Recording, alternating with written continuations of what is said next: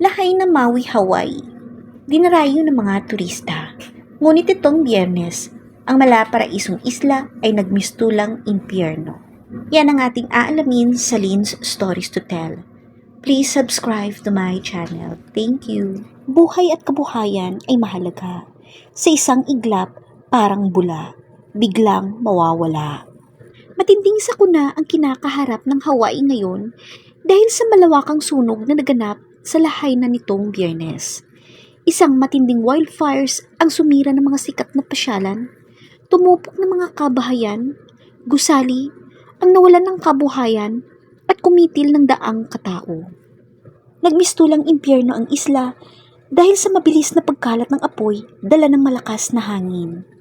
Ilang residente ang sinagip ng mga Coast Guard matapos buwis-buhay na tumalon sa dagat upang makaligtas sa matinding init at kapal ng uso.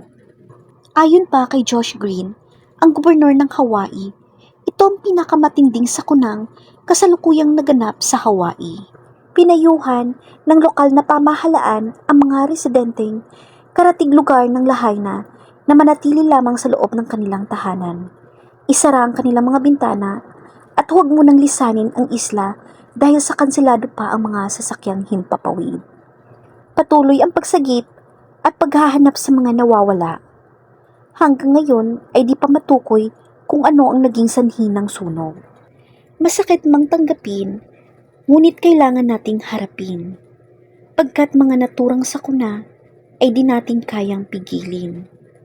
Ang manalig sa Diyos ang siyang una nating